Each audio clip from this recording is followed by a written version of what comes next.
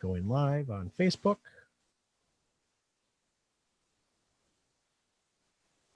Come on, computer. There we go.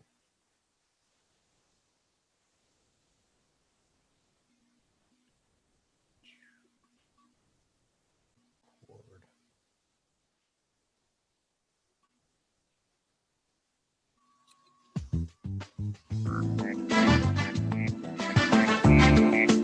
Welcome to Psyched by MG. This is Mary Grace Randazzo-Ratliff, or MG for short. I've been a psychotherapist in private practice for 32 years now. Guess what, everyone? We all have issues. So it's time to lighten up and move forward. Let's stop letting our crap control us and take control of our crap. Good evening, everybody. Hello, hello, my co-host. Hello. How Hello, are you, Barbara. sister? Hello, Matthew. You know, there's while the music was running, I was thinking in my head, I feel like we're the Brady Bunch, and I almost want to point over to Barbara. And then Matthew points to Barbara, and we do that in very, like, you tip the head down. Oh my God. Oh my God. Hey, Matthew, how are you? Hey, darling? I'm good. How are you, sweetie? Good. You No, looking forward to the holidays? Oh, Yes. I'm looking forward to the future. Right. That's very good. So am I. Before we go in too far, we got to tell everybody where they can find us. They can find Psych by MG, Google Podcast, Apple Podcast, Podcast Detroit. They can find us on YouTube, Facebook, of course, Instagram, LinkedIn, all these different areas you can find us. And we really need you to go ahead and give us a like. On YouTube, I want to give it a special plug today because we need you to subscribe. And we would appreciate any comments, messages, because we care about what you're going through, what your thoughts are. We want to be able to help. We're here for you. You're not alone. We remind you of this every week. We want to help you to not let your crap control you, take control of your crap. And my beautiful co-host and sister, Barbara, where can people find you, my love? So you can find me on Anchor as Generic African Auntie. You can find me on Google Podcast. You can find me on Apple Podcast and a whole bunch of other places. You can also find me on YouTube as Life Lessons with Coach B. So if you need a little whipping just to kind of get you in shape, come and find me over on YouTube, where I say a lot of lessons that really useful, especially for young people. So if you've got young people in your life, especially young women, do send them my way, share my links with them. Let's help get the next generation started right. Yes, I agree. How is everybody? Barbara, how are you? Girl, I am super good. That sounded ominous for a minute, right? No, I am better than I expected to be. You know how it is when you've been kind of feeling some type of way for a minute and then suddenly. Yep. But I think a lot of it has to do with me. A lot of it has to do with my own sort of mind shifting that I do. I do a lot of mindset work on myself because I teach a lot about that. And I had to kind of switch my perspective on a few things. As you know, we're now in partial lockdown again. I was at the grocery store for 4 hours today, because the queues, I went in at 9 and I came home at about 1 o'clock. The queues are out of control. The shelves are empty again. But you know what? I said to myself, well, everybody's getting ready for the holidays. That's a great thing. It's just hard when you're trying to find toilet paper for 6 people and you find 2 rolls, and you're being told it's 1 per customer. So hopefully that situation will not dampen our festivities. Yes. I hear you. How are you, Matthew? You know what? Same as Barbara. I'm better than okay. I'm doing good. I think part of it is I'm actually, I'm torn because I appreciate that, we are taking time to stay safe and people, hopefully, all of us will remain safe, remain healthy, and the ones who are going through, however directly or indirectly COVID is affecting our lives, I just want us to stay safe. And so that's kind of where I'm ferociously protective of. And so, I'm happy to, like Barbara was saying, we're entering into the, kind of new shutdown. I'm happy to do that to help all of us stay safe and, to go out when we need to, and to do the things that, hopefully we can continue our, civilization and continue civility. So, how are you, Mary Grace? Yes, sisters. How are you? Well, I'm glad you guys are more up. I love your hair, though. I have to say. Thank you, love. Yes. I'm gonna need you guys probably to carry the show a little bit more tonight. My son tested positive for COVID again. It took a week for the results. He did, and this is something that I really want to share with everybody. He did a quick test that came back negative. Right. I remember last week. Yeah. And the pediatrician, though, said, I don't trust these. And so she gave him the other test as well and said he must stay in quarantine. Well, thank goodness we enforced it. But he tested last Friday, and it was just yesterday that we got the call from the doctor. She said, I'm so sorry, you have to, because we kept calling, like, where's the test results? Right. And she said, the labs are so backlogged at this point that it's taking, instead of 2 to 3 days, it's taking 5 days, it's taking 7 days. So she called yesterday, and he's positive. And so we are in lockdown and in quarantine and stuck again. It's scary crap.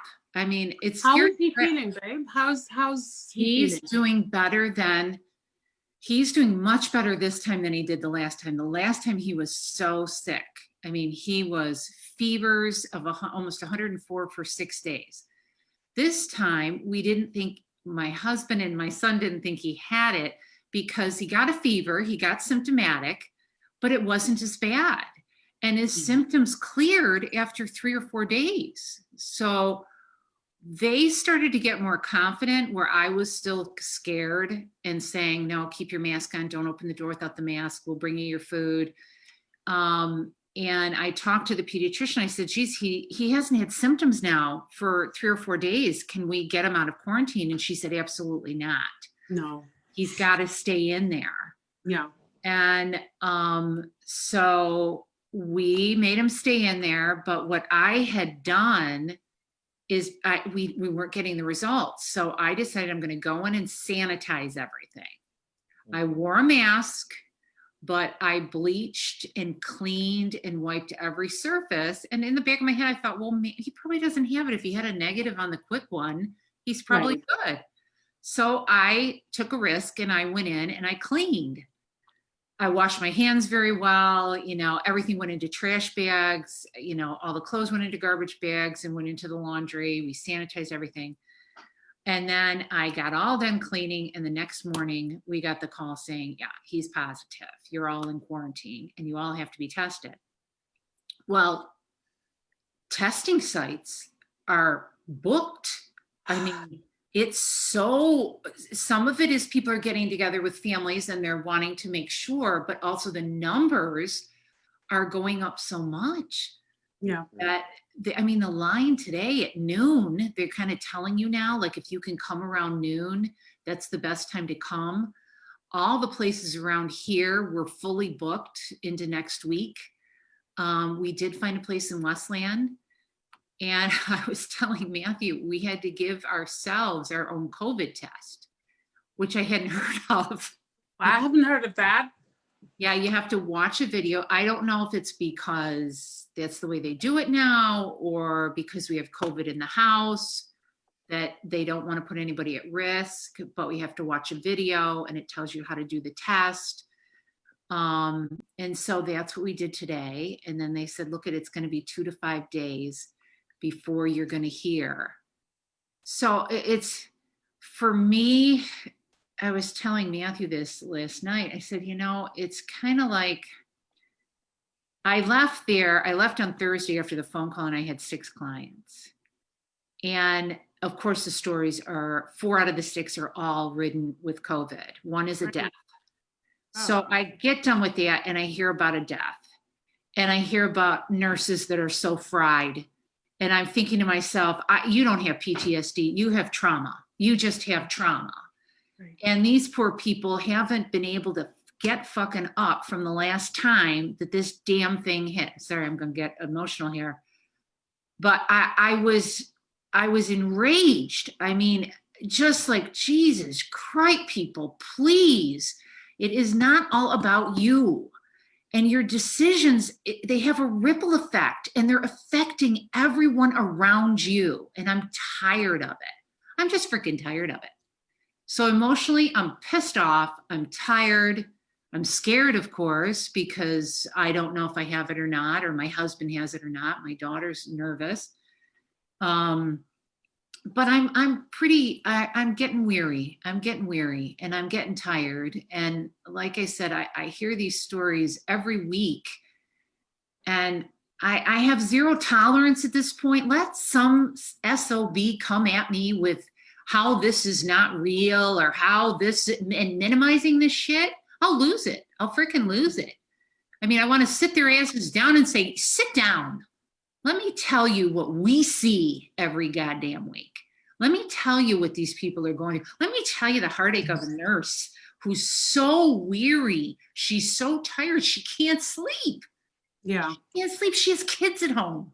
And she's so, when she goes to sleep, she sees everything over and over again. Yeah. Yeah. And there's the story of the red boxes because they have these boxes on the doors. And when now that the numbers are all up and the floors are full again, these poor people see these boxes, which Matthew, as you know, when we deal with post-traumatic stress, the red box is now a trigger for this person. And so here's this weary nurse talking about the red boxes and how fucking hard it is and how she's got to be there because she cares about all the people she works with. She cares about the patients. But the sad thing is she can't touch or talk to them. Yeah. These people are dying and they're scared to death. They're all by themselves. God damn it. People, damn it. Sorry. I'm just so like. Don't be sorry. Don't be sorry, honey. So fucking done. Like, Yeah. God, please, people, take it seriously. We're cleaning up your fucking messes, people. I'm cleaning it up. You're cleaning it up. Matthew's cleaning it up. For all those people that are out there saying this is not a big deal. Not people don't go down. This is all made up. Oh, dear God, look out. It's not true. My God, sit in my chair. You go volunteer. Go volunteer at the hospital. Go on the COVID unit. Last 1 shift. Unfortunately, they don't allow that because one of the things that I always said last year was it's so unfortunate that this thing is so insidious. You literally cannot get people onto hospital floors because some of these naysayers, all they would require is a mandatory visit. Like if you break the rules, like you walk around with no mask, just make the punishment a mandatory visit onto a COVID unit. Yes. Yes. That's it. That's all. Yes. That's all. Yes. That's all. You'll The change. punishment. Don't fine them. Don't do anything. Just take them onto a unit. But unfortunately, because of the nature of the disease, you can't do that. And again, like I've said, did you read the story of the physician who is saying, you know, it turned into a damn political issue. This is not a political issue. This is a health issue. Get that clear. And this doctor wrote an article that ended up on Facebook that said, you know, it's hard enough doing my job, helping these people. These people are dying. But when I walk into a room and I'm accused of malpractice because COVID isn't real and I have a woman screaming at me saying, don't put me on that vent because this is all made up and you're the one that made me sick. Story after story, if you start scanning the social media now, these nurses and doctors are writing about this delusional patient. well, you know what? leave her there. Don't put her on the vent then. Just leave Vent her for there. somebody I'm else? tired too. You know, I'm done. Tired. I'm fried as well. You want to die? Go ahead. Be my guest. That's what I'm Damn, doing. girl. I'm tired. I'm sick of it. I am too. I'm And raw. the lack of community care is what gets me in this place. The lack of care for one another. The lack of I am because People, you are. yes. The lack of I'm not doing this, even if I don't love myself enough to want to live. Let me at least give another person the option to live long if they want to. We don't have that in this country, and it's making me sick. Yeah, no, I know. It really, these patients, you know, I sit there when I listen to this stuff and I think about these poor patients who are all alone. And I think about ways in which technology could just change this for them. You know, why are we not getting their televisions zoomed into their families? Let their families be with them the whole time through the television. Why are we not doing this? And if anybody out there is, you know, at the head of a hospital, please message me. Like, let's talk about it, because there's ways that these nurses and all these workers can get stress relieved from them by setting up technology in all these rooms. Because what's hard on these nurses, especially in these tech people, are these people are alone. They can't touch them. They can't talk to them. They have no time. They have no time. One nurse described to me, I have it down to just a few minutes that I'm in that room. A few minutes. Now it goes against everything that they're about. And they said, you don't want to be in there long because it's COVID. Yeah, and they can't be in there long. One, it's COVID, and two, there are other people who need their help. And that's what's made this so painful for the healthcare workers, for whom this is a calling to help people. Yeah. And many of them are like, I've never felt so helpless in my life, because especially the ones who are on the pastoral side, like the nurses who are there to soothe and comfort and make sure, you know, doctors are a little more clinical, but I think the nurses are there to care. Right. And to nurture and bring healing in that way.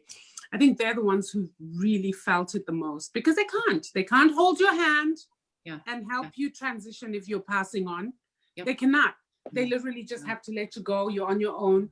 You go, and then they body bag you. That's it. And off you go. And then they have to sanitize the room, and next. Yeah. Right. Yeah. I mean, I know we're supposed to be the viewers are waiting to talk about, you know, the Queen's Gambit, and I don't want to. Yeah, but you see, we have to do this because otherwise you will not get much of a show. I think our people know this about us. It won't be much of a show, because then what happens is everything is going to be so stinted, and we've got stuff that's in there that needs to be worked out. You guys will feel it, you'll sense it, you'll be like, what's wrong with them today? Something's off. Yeah. But because we also feel safe with you, because you do give us permission to be vulnerable, you do give us permission to be totally ourselves. And we're so thankful for that we can literally come here and do our own little therapy with you guys and have you guys bear witness to what we also go through. And for that, I'm really grateful that we have an audience that's like that. Yes. Well, I think too, it's part of just modeling to the viewers and the listeners. Like, so yeah, I mean, obviously we have stuff planned, and, you know, having a plan is great because then we're not planning to fail. But at the same time, there's nothing greater than, you know, like Barbara was saying, for the three of us that we take each other's vulnerability and we're kind to it, we're gentle with it, and it creates a kind of physiological, psychological soothing. And I think that's something too that, you know, for our listeners, that's what we want too. And we're modeling that it's okay. I mean, you know, it's okay to think and feel, but at the same time, it's also modeling that, you know, it's modeling a reality. It's modeling that, you know, there's fatigue and there's, you know, the ability to look beyond ourselves, so that, you know, even though we may not be in control of changing anyone else, and we're acutely aware of that. But like you said, step inside our, you know, our van, drive beside us and what we're going through and what we're seeing and what we're hearing. And, you know, it wasn't all of, you know, it took every ounce of being. And for me, when, you know, where I previously worked, it was like trying to, you know, kind of, I saw it before it was happening. And Mary Grace, you and I have talked about that, where it's like, you know, and trying to just take action and plan so that we can land, that we can land, you know, and actually decompress and feel safe. And people looked at that as if, you know, I were crazy. And it's like, I'm okay. I'm fine with someone thinking I'm crazy because they are not me. They don't know. Exactly. They don't know until you're experiencing it. So the feelings might be similar, where it's like, and that's what creates these conglomerates of, you know, groups and everything. But until you have the experience, then, like Barbara was saying, until you go into the room, and if they allow that, then that's what's going to create that change. Yes. Yeah. Well, to transition over, I usually do an inspirational story, and I saw this and I thought it was so good. So I actually want to read it now, if everybody's okay. This is by Kitty O'Meara. And it is, and the people stayed home and read books and listened and rested and exercised and made art and played games and learned new ways of being and were still and listened more deeply. Some meditative, some prayed, some danced, some met their shadows. And the people began to think differently, and the people healed. And in the absence of people living in ignorance, dangerous, mindless, and heartless ways, the earth began to heal. And when the danger passed and the people joined together again, they grieved their losses and made new choices and dreamed new images and created new ways to live and heal the earth fully as they had been healed. I thought that was, I needed that one this week. That was beautiful, beautiful Kitty. You know, if she ever hears this, I want to give her kudos. And, you know, talk about torment. Barbara, did you get to watch Queen's Gambit? I watched one episode. That's why I was like, okay, Mary Grace, before we go any further. She did. I take it that we're talking about the addiction in there and not the chess. Because I don't know. Chess is like... Yeah, no. So I was like, can we clarify? Because if you'd said we're going to talk about chess, I'd have broken out and died. Oh my God. No. There is no way, Matthew and I would talk about chess. No. So Matthew, I'm gonna let you go. You start this off. I mean, Matthew got me to watch this. It was quite the show about, and it dealt with, you know, sexism, pretty powerful, addiction, and torment. Yeah. So thank you. Yeah. So The Queen's Gambit, it's a 7-episode miniseries on Netflix, and you know, for the listeners and out there, you know, we'll try not to do too much spoilers while we're talking about the stuff, but you know, the content. But essentially, you know, the actual title does have impress upon the listener when you're watching it. It should impress upon you some meaning. So The Queen's Gambit is actually a chess move, and it does involve Never chess. knew that. Watch the whole series. It was at the end of the series, and Mary Grace is like, wait a minute, what is the Queen's Gambit? And so then I explained it, and she was like, no idea. My gosh, it makes sense. So The Queen's Gambit, and just, you know, wait, and then I said to Matthew, how the hell do you know that? And he's like, oh, I used to play chess. And I'm like, okay. So The Queen's Gambit is essentially, it's a way to temporarily sacrifice a pawn in, you know, the chess piece, to gain control of the center of the chessboard, the center of the chess game. And so it's a move that typically is started, you know, like they said this in the series, where, like, you know, you're better off if the white starts, and then, you know, kind of playing the Queen's Gambit. And so it's much more than that, because it's, you know, when you talk about gaining control, and so kind of segueing into the actual kind of content of the actual series. So it's a timepiece.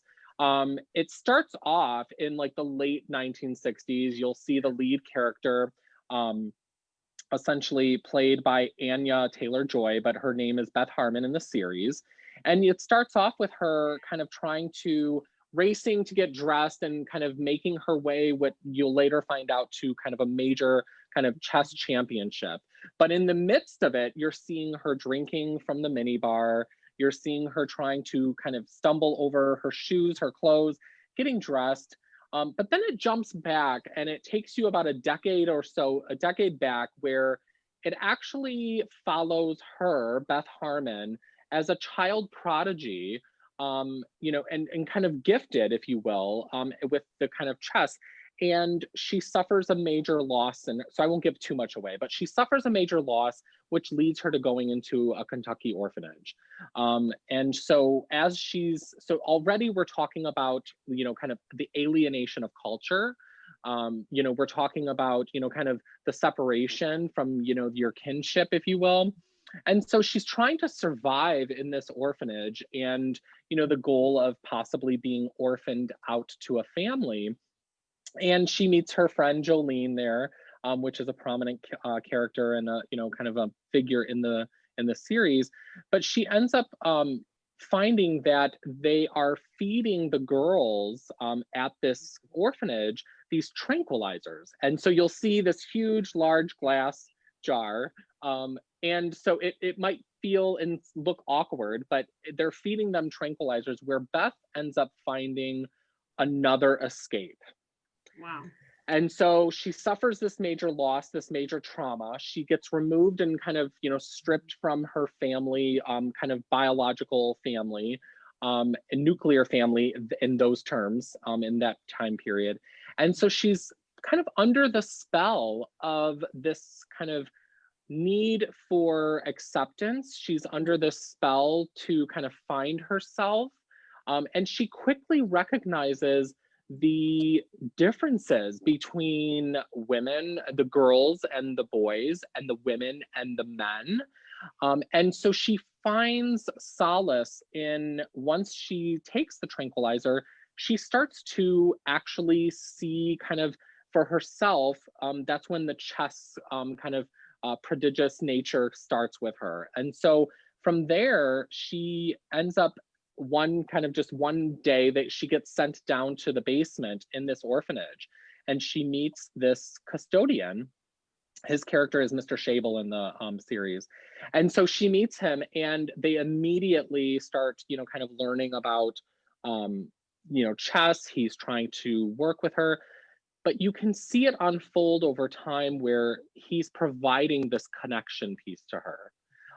And you can also recognize, which I'm sure we'll talk about, how even with connections, addiction can still be so strong that they're sometimes mutually exclusive, and connections aren't the only thing that can eradicate addiction. And then the sexism too later comes about when she finally makes it out of the orphanage. She is adopted, and she's adopted into a family where her adoptive mother is also under the spell of alcohol and taking the same tranquilizers that she took in the orphanage, which Hannah ends up taking some of her adoptive mother's medication at that time, what it's referred to as.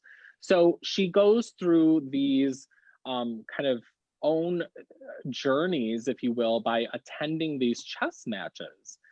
So using this kind of her prowess, if you will, to gain notice, to gain connection.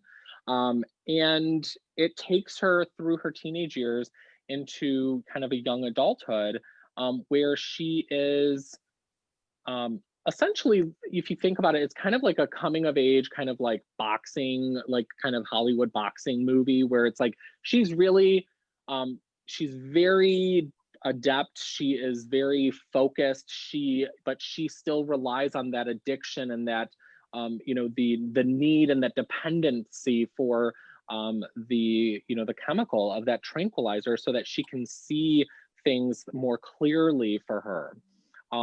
And so you see her kind of go through periods where she's restrained, where sometimes she kind of spins out a little bit in her character. And it takes you through, she goes through the chess hierarchy where she's faced with sexism. She tries to attend her chess match and they tell her that she can't because, she's a female and she doesn't have any experience. So there's the hierarchy of that. And all the while, she's on this steady diet of alcohol and downers.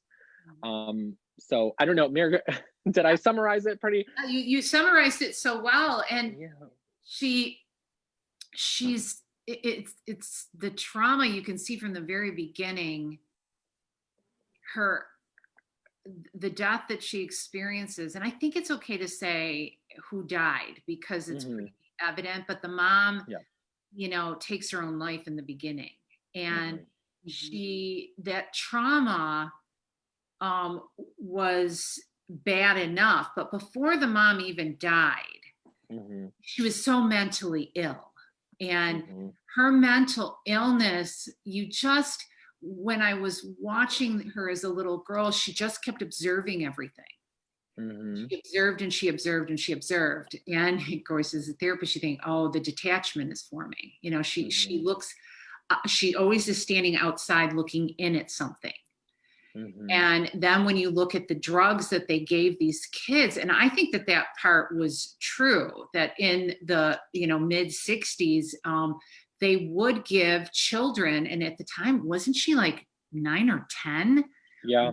They were they gave all the little kids in orphanages these tranquilizers. And then a major change happened, and they were not allowed to do it anymore. But they didn't Mhm. didn't know about detox back then. So these poor kids went through these major detox episodes.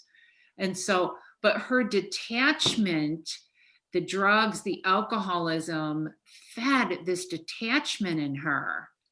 And yet, like Matthew was saying, she has a special gift. Mhm. And the custodian, I was kind of wishing that you would see her like bond with that custodian, or bond more with Jolene, because Mhm. Jolene became her best friend and the person in her Mhm. life that looked out for her and cared about her. But you see her just stay in this detached place, which addiction feeds. Okay, so Mhm. I've got a question. I'm going to play devil's advocate. Yes. So I'm listening and I watched some of it. Now, I only watched one episode. Okay. But I'm so hooked in. I'm just so hectic busy. But I know that this is something over the holidays that I must watch and finish, because I love the different strings or threads that are in it. Yes. Yeah, so I'm going to play devil's advocate for a minute. So here's this young lady. Okay, so in order to deal with her trauma, she doesn't know it at the time that they're giving it to her to deal with the trauma. I bet you the people who were giving these kids drugs was for their own benefit. You know what? Tranquilize them, shut them up, they become Get them zombies. quiet and make them They're go to not going to sleep. bother you. They're not going to complain. They just become Mhm. zombies, right? Yep. Good. Mhm. Then she grows up. So she's already an addict at about 9 Yeah. or whatever age they start giving them. Yes. So it's not just an addiction, it's not a psychological addiction only, but there's that physiological aspect of it. Okay, so fine. She moves on and she's now taking drugs. But here's the thing. She's a functional addict, Mhm. right? My thing is, and I'm playing devil's advocate. I need to do this because I know that there are addicts. I've come across addicts who do this, who justify their addiction in this manner. Yeah. She's a functional addict whose addiction, based on what we know, is what has heightened or brought forth this powerful gift that has catapulted her to success, given the fact that she's a woman, given the fact that she's so young, right? So, as devil's advocate, I'd say, well, if it didn't end bad, what's wrong with it? Yeah, and I want to jump in right here, because I was reading about them stating that this drug helped her with her focus. Mm. But if you look at the drug that she was on, which, like Matthew said, is a downer, the downer, I don't necessarily think it helps with your focus. I think it keeps you more still and sleepy and out of it. And so I want to say to people who says, hey, well, drugs help. And I say, it might help you in certain time periods for a short amount of time, but it then gets more real. And that is when addiction takes hold. And addiction it's a disease of rationalizations. And you will rationalize taking the drug, that it's effective, it does this for you, it saves you, it doesn't hurt you, all these reasons in your head, which are not true. We have plenty of evidence that will prove to you. We could take a look at each drug, and when you get to the point of addiction, You will not be thinking clearly. You will form into narcissism, because at the core of addiction is narcissism, because it's your relationship with the drug, and that's what's important. Everyone else you can lie to, you can manipulate, you will not connect with, you will stay detached. That's what drug addiction does. It will lead there.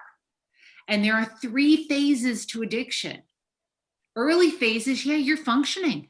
You can function, but you start to have episodes. So if it's drinking, for example, you fight with your partners, or your fighting gets escalated, because when you start to drink, it starts to deaden the brain. And so you don't have filters on your brain that would stop you from getting aggressive or getting mad. Was this shown in the other episodes? Like, what was her end point? Like, when they finished with this series, how did it all end? Well, So it actually Sorry, I know. No, the reason I'm that's okay. asking is, sorry Matthew. to interrupt you. The reason I'm asking is because I want to follow your train of thought and what you're saying, which is what I've experienced with people who are suffering from addiction, which is that it does not end well. So I wanted to see how they frame that in the movie. What's the trajectory in there? Without giving too much away.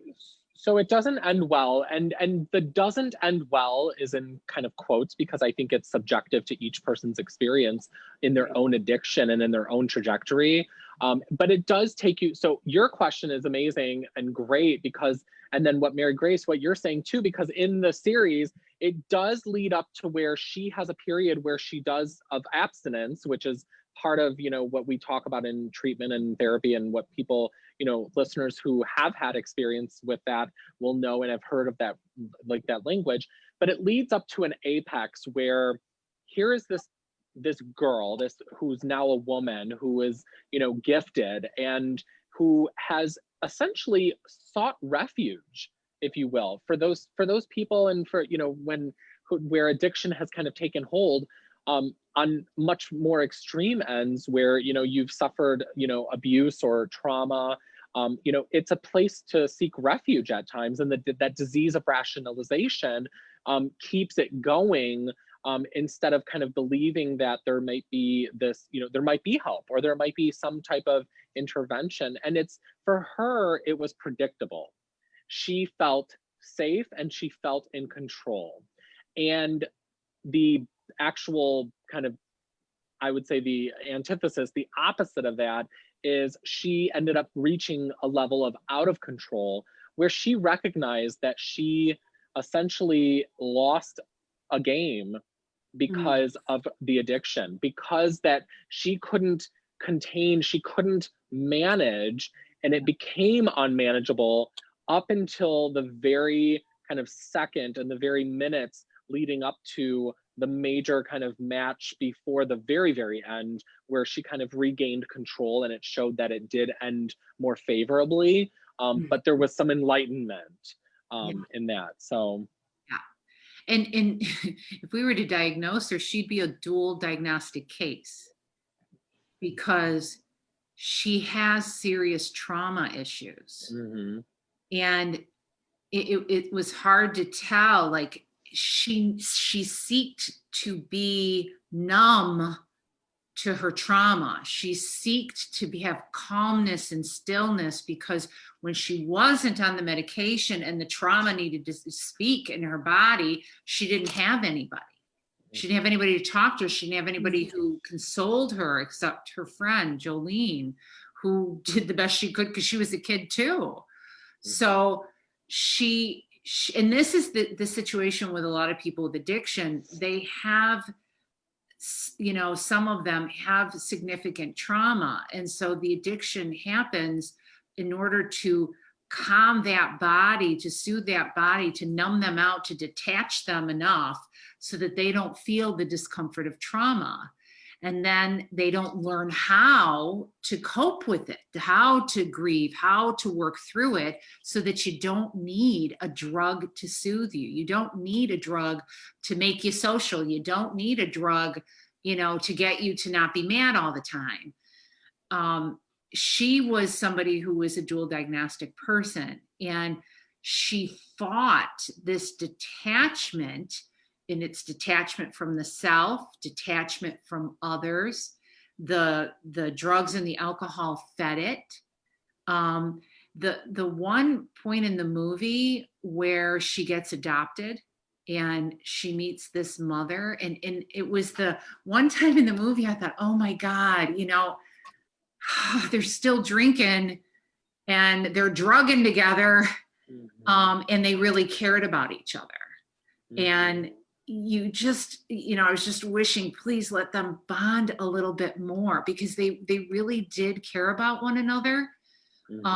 But they couldn't do a healthy connection because of the drugs and the alcohol.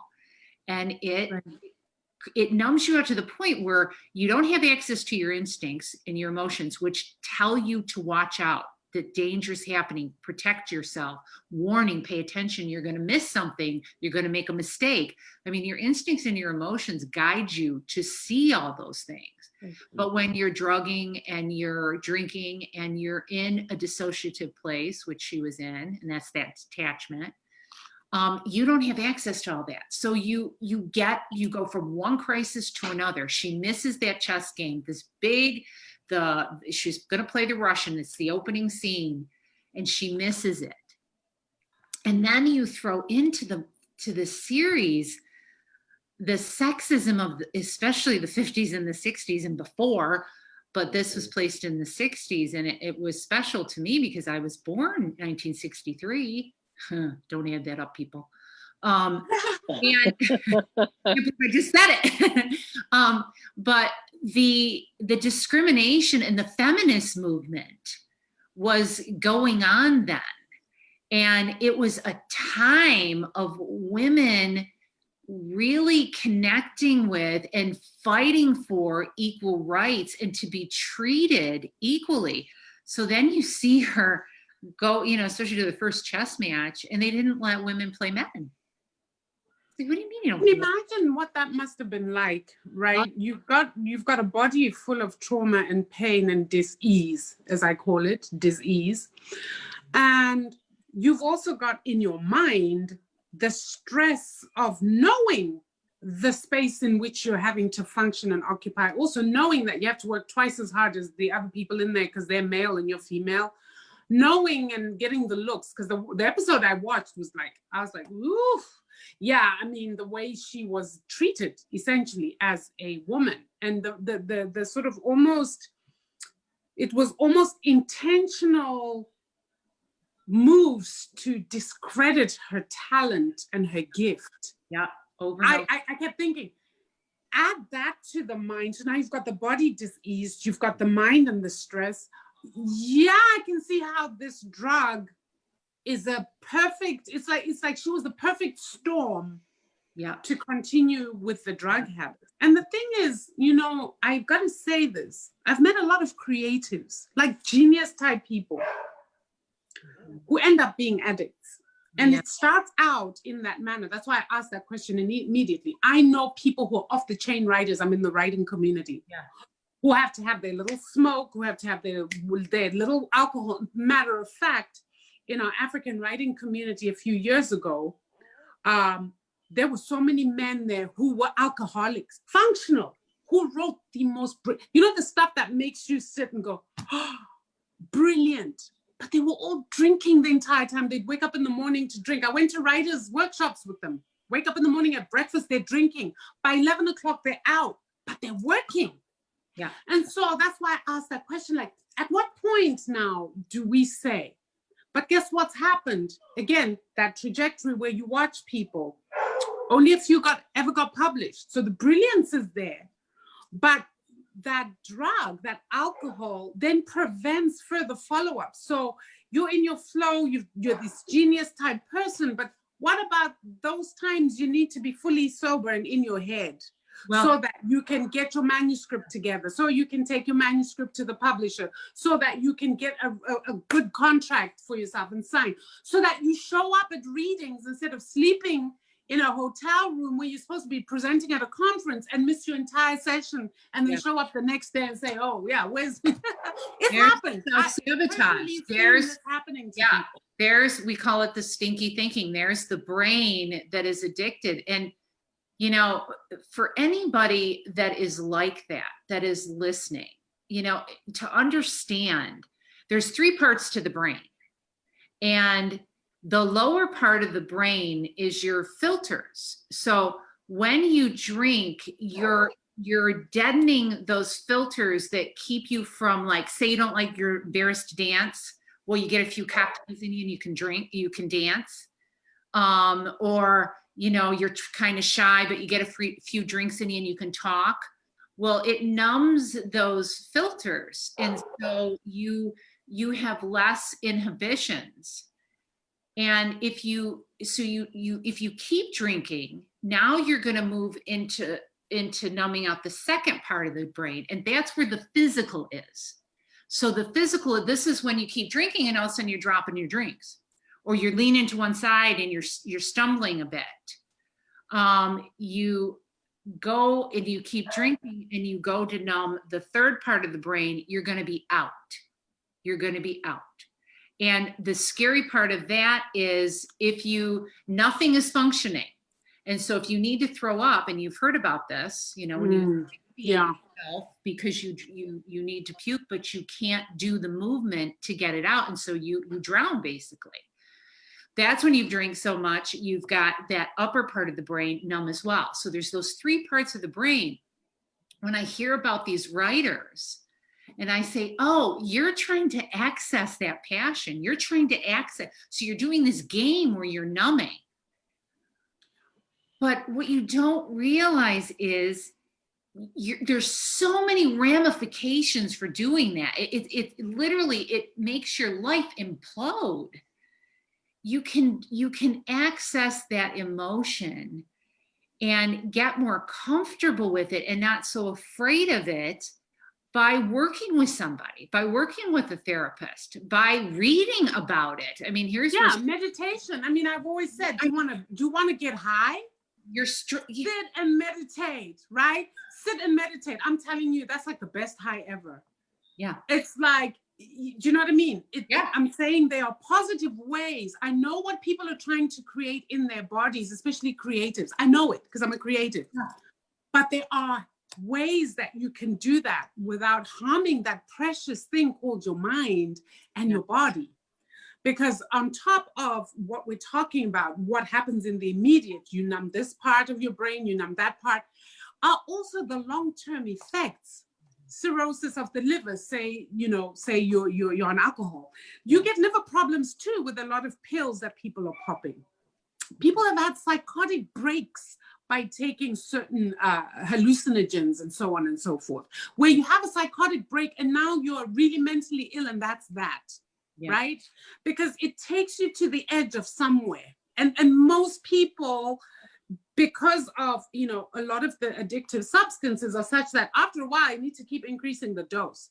So you're pushing the envelope the whole time until you get to a point where then you're not on the razor's edge anymore.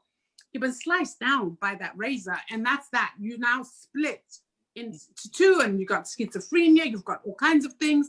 And you're lost to us. Yeah. And that genius that you had is all gone too. Yeah. The mind is such a fascinating, powerful, but also very scary place. And I wanted to talk about this aspect of drug abuse because it's very often overlooked. Yeah. There are many people who are functional addicts. Yeah. And when they hear us talk about, people slurring their words and falling over and stuff, they're so quick to say, but that's not me. But that's not me.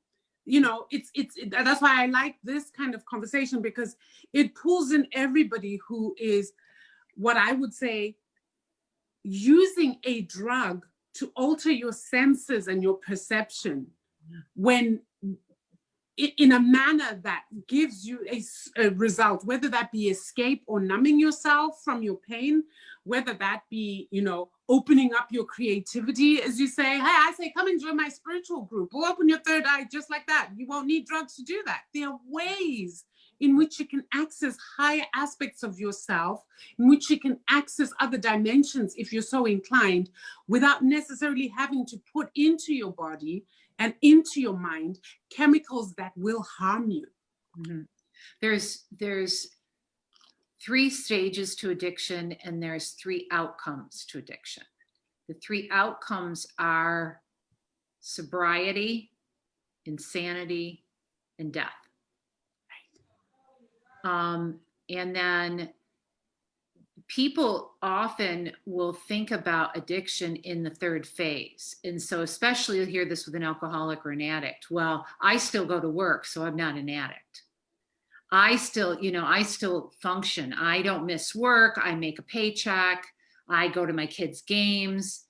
And what you don't understand is there's phase 1, phase 2, but that's phase 3. If you can't get up and you can't go to work, and if you're detached from the family, that in that phase, that your prognosis is not good. Right. We want to hit addiction in the 1st and the 2nd phase. And if people are saying you use too much, this is a problem, or you miss work, or you get a DUI, or you get, you find that, you're taking prescriptions that aren't yours. This is addiction. It doesn't have to be phase 3, but it could be phase 1 or phase 2. Exactly. And the longer you stay in it, you will get the disease of rationalizations, where you will rationalize everything to keep you using whatever you're using. And you're sick at that point. If that is happening, I tell this story of a man that I had years ago who he had like 14 DUIs. And I looked at him, I said, do you think you're an alcoholic? He said, no, I've got bad luck. I think the cops are after me. It's always And I just started to chuckle. I started to chuckle because I thought, dude, your disease of rationalizations are to the point of psychosis. Like, you lose touch with reality. You will rationalize so much that you won't be in reality anymore. And so it's a tough thing. If anybody out there that's listening, as we're talking about this, thinks that they struggle with any form of addiction, message us, get a hold of, there's the AA community, there's NA, you can Google it, Narcotics Anonymous, Alcoholics Anonymous. They have 24/7 hotlines. They have meetings all the time. You can call someone and just talk it out and ask questions. You can contact a substance abuse clinic. They have them all over. And just talk to somebody. Just take the step to make a call and talk to somebody, because the outcome again to addiction is death, insanity, or sobriety, period. And the longer you're in it, the worse it will get. I wanna just real quick, I wanna touch a little bit more too on the sexism piece. Mhm. So here's this woman who's been in trauma, who's addicted, who's detached, and dealing with sexism, which objectifies you as a woman. It makes you an object. You are not a part. And you missed this, Barbara. And I think it was at the end with the Russian, when she was beating him in the game, Matthew. Mhm. And did she walk by the room and she saw them strategizing on how to beat her? Mhm. I wondered if they were cheating. Maybe not, but it seemed like they were, their masculinity was based on beating this woman Mhm. who was so brilliant. And she was so scared when there was some part in which she said, the scariest person I played, or I'm going to play, is the Russian. She was scared to death. She didn't win the first time. It was the first scene because she drank, Mhm. got so wasted, she didn't function and she didn't show up on time. And he dominated her intellectually. But I think looking at that issue through a chess match, and then at the, can we say the end, Matthew? Probably not. Dang. But I do want people to watch, because Yeah. I thought the last episode was so poignant that Mhm. we shouldn't describe it. Like, It was. Well, that'll definitely get people to watch. It's going to get me to watch now because I'm like, say it, spit it out. Finish, yeah, you gotta finish the rest of the episode, and we can even touch base on that the next time, like at the beginning, and kind of touch base on it. But yeah, I definitely mean, she had the I think the adjacent kind of nature of the addiction, where like on her it manifested into this. She's played super aggressively, and she, you know, she had, and it started with, and this is also too for people to understand, it started with her as a young girl, and I think over the series, at least as I understood it, that she had obsessiveness. She had thoughts of obsessions, maybe kind of clinically, we might not even, we would think obsessive compulsive disorder, but it wasn't diagnostic at the age that she was until much, as it kind of evolved over, the years. And I think part of it is her success coupled with anger, with, her style of play, and also just her style of how she played her life with the interaction with men, and the kind of sexism that she encountered too is important. It just, yeah, I mean, it definitely, it takes you through the up until the very end. Yeah, I don't know. Some people, some people's reactions where they were left wanting more. I didn't feel like I needed more. I felt like for me, I felt like it took you through like all the stages that you needed to be taken through. And, there, like you said, Mary Grace, at the beginning, with maybe more with the more connection with the custodial gentleman, but to kind of unfold a little bit more of, that relationship. But I think it was a good depiction. I think it was, Yeah, and for, Barbara, I do want you to see it, because for young women out there, sexism is not over, obviously. Misogyny is not over. It's so important to know your value and to have your group support you and your pack. That can, because we can't always be strong 24/7. We can't always be in that powerful place. We can't always, be these fighters and have, great esteem. It's normal to have times that you fall down and you feel weak and you question yourself and you doubt yourself. And that's when your sisterhood is important. Absolutely. That, being a product of the 60s, throughout all this time with Trump, I kept saying, where is Gloria Steinem? Where is she? Where are all the feminists that I grew up with? Why am I not hearing them reach to the younger generation again?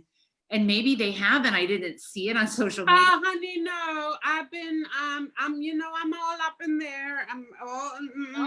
It was just heartbreaking, because they were these powerful. And you see, they've got their own issues, you see, and that's what I always say about women needing to be careful of us being fragmented, because within that movement now, there was a clear dichotomy. There were the Black feminists on one side and the white feminists on the other. And so already the Trump thing happened when we were ill at ease with one another, amongst ourselves. We had already started the schisms because of lack of intersectionality and understanding intersectionality. And, Black women, again, feeling like we're always there coming to save you all. And then you usurp us by taking the glory and not even thanking us by actually supporting us in what we want to do. Yes. And that the privilege gets in the way sometimes too, and not understanding intersectionality. It's like the examples I used to give you of people saying, well, if he beats you, call the police. And it's like, not quite that simple. Do you see what I mean? So already Trump came and we were fragmented already. And so when that kind of happens, it's like people go further into their silos. Yes. Because then you don't know who you trust. Like, is this an ally? Is this a real authentic ally? Well, if they can't be an ally in this issue, how do we know they're not an ally? Well, in the past, they voted on race issues with white men. So it just gets messy. So you're absolutely correct. Their voices I searched for and I didn't hear. Ah, in the movement. it was so heartbreaking. And But I got accustomed to not hearing those voices representing women like me. So in the end, it was like, you know what I mean? yeah. The voices that I did hear were of women who were like me, looked like me, because guess what? Black Lives Matter. They were at the forefront. So again, it just, to be honest, this whole mess just really, really ripped us apart. I know. It just widened the rift. And that's I guess my point being that if we're ever going to beat outside forces as a sisterhood, we got to get strong within. Yes. We got to iron out our issues. We got to work this stuff out, even if we fight and kick and buck and scream, as long as we know that at the end of the day, we are cohesive. Because if we're not strong like that, when the tempest comes, it just breaks everything apart. And I think you hit such an important point, and to speak to white women and how to do this is you really have to listen. You have to shut up and listen. All of us, all cultures, Black women, white women, Indian women, all cultures, we have to get integrated. We have to join each other. We have to talk to one another. We as white women, and I call myself an Italian woman, but I would be put in the white category. We have to ask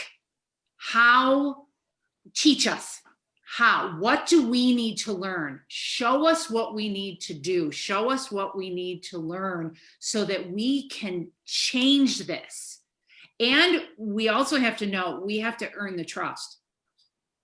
We have to. But you see, more important than that, see, we've been through that. That was like 10 years ago. We got that one right, which is also, yes, show us. How can we show up?